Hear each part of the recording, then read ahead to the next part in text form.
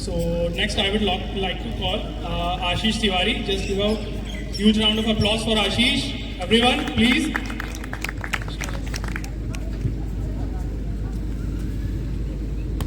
Thank you sir so much. Ashish Tiwari है, मैं बिस्वा का रहने वाला हूँ। मैं यहाँ लखनऊ यूनिवर्सिटी में पढ़ता हूँ।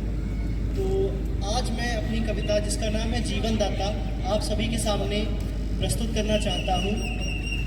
अपने माता पिता के बारे में हम लोग के अंदर कई सारे इमोशंस होते हैं, कई सारी फीलिंग्स होती हैं, हम अक्सर उनसे कह नहीं पाते। तो मैंने वही कविता के माध्यम से बताना चाहा है, तो सुनिएगा।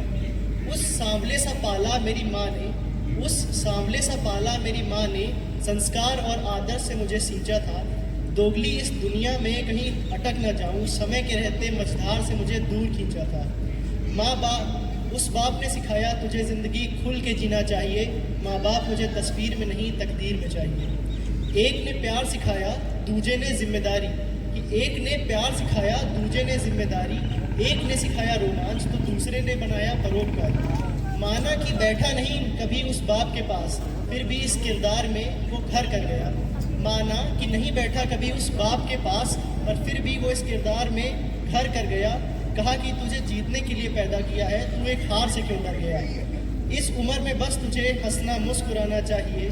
माँ बाप मुझे तस्वीर में नहीं इस तकदीर में चाहिए।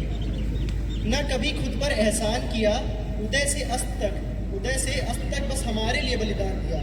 अरसों बाद आई अब हमारी बारी, जब बनना था उनके बुढ़ापे की लाठी। आपके इन प्रयासों को कैद ना कर पाएंगे हम, चाह के भी इस कर्ज को ना चुका पाएंगे हम। खैरियत में आप दोनों की ये सर सिर्फ उसके दरबार में झुकना चाहिए। माँ बाप मुझे तस्वीर में नहीं स्वर्णिम तकदीर में चाहिए।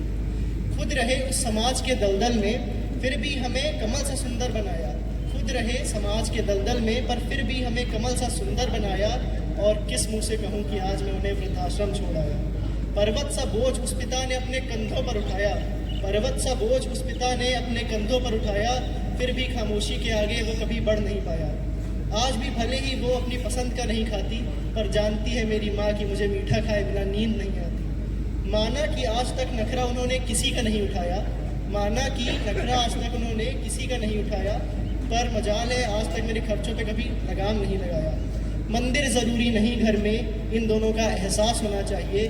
मंदिर ज़रूरी नहीं घर में, इन दोनों का एहसास होना चाहिए। माँ बाप मुझे तस्वीर में नहीं इस उज्ज्वल तकदीर में चाहिए। धन्यवाद।